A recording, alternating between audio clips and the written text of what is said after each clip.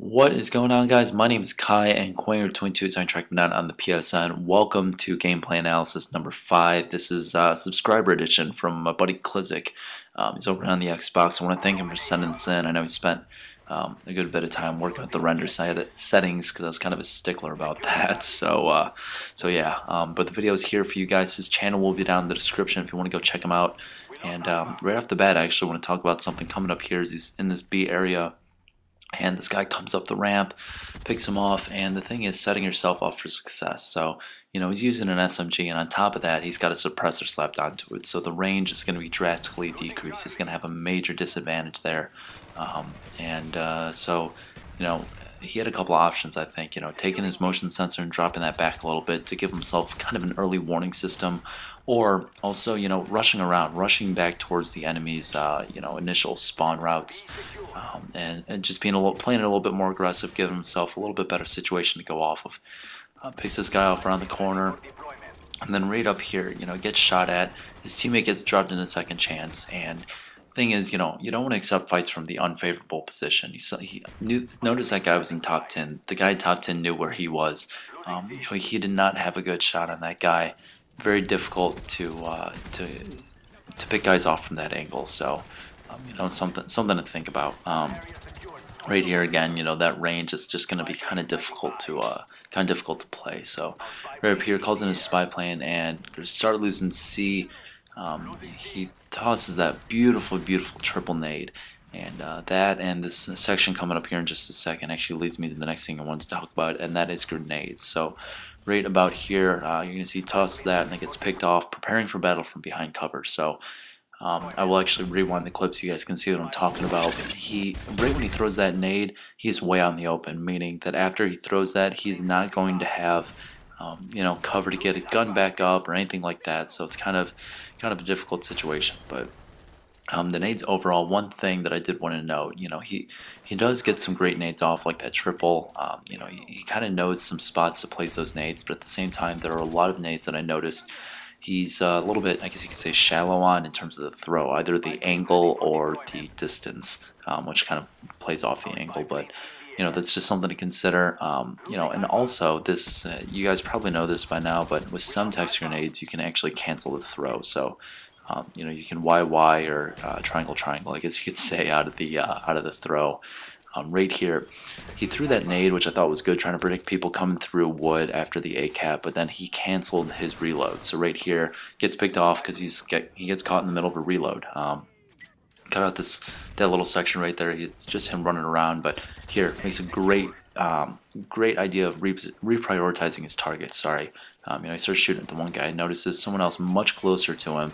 And this guy right here, I don't know if you guys saw it on the minimap, was shooting at Klizik, totally missed every single shot. So he got kind of lucky there, had his back to the guy. But reprioritizing targets is a major thing. Even if you try to, a lot of times you still might lose the gunfight. I know I get picked off a ton of times because I go to reprioritize a target and I can't reprioritize back quick enough. It's just a whole mess. So it is what it is. But his team is doing something that's making it kind of difficult to predict hotspots, and that is a lot of the game they've been triple capping. They're also running around a whole lot, making the spawns the spawns are getting thrown all over the place basically. And something to consider. Again, when he threw that nade towards B, if he'd thrown it a little bit further down the ramp, might have been a little bit more successful, or canceling the nade. There was no reason to be throwing it there. Excuse me. So it is what it is. I thought that nade was actually pretty decent. The dogs beat him there, but still grabs the care package, doesn't let the enemy get it. Which maybe teammate may or may not appreciate. It's kind of difficult sometimes. Usually, if it's way out in the open, it doesn't seem like there's any teammates around, I'll grab it. But stun checking those unknown corners. Almost forgot to talk about this. If you guys looked back at the minimap, his team was pretty much all on this back A/B side. That C route, there was not really anyone at all from his team over there, so you kind of have to assume that the enemy is going to be back over there. Stun check those corners, especially a lot of those blind corners. People sit in that kind of nook right there all the time, so it's definitely an area you want to look into. But this is kind of what I was talking about. Right there, that first nade was a little bit low, didn't quite make it, and right up here gets picked off from a guy in top wood. If you don't control it, consider it the enemy. You know, these oversight areas on flags, you know, or different, I guess, hot route camping areas, things like that. If you do not, if either you or a teammate is not up there, just assume that there is going to be someone else up there trying to pick you off. You know, be ready for that. It's just a little bit of advice that'll save you a few deaths, and you know, it always helps to just be kind of hyper aware of all these things. So these nades right here, he's getting some good nades on CU most of this game. That's what I was talking about earlier. You know, he knows a lot of the spots to place his nades. It's just sometimes they end up a little bit low. So dances around this guy. I really hope that guy didn't tomahawk down that chopper, but calls him a spy plane now. And his teammate gets an SR, which is good and bad.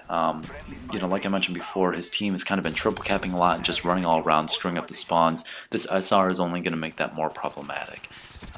You know, that everyone's going to be rushing to the red triangles, makes things a little bit difficult. So, but I think he's, again, still does a pretty good job of trying to not necessarily go where the red triangles are, but where his teammates are not, because that's where the enemy's going to end up being. So, something I want to talk about. You'll notice he's picking up kill streaks here. He's gotten his spy plane, just picked up his attack helicopter, and as he heads back here, he's going to also pick up his SR.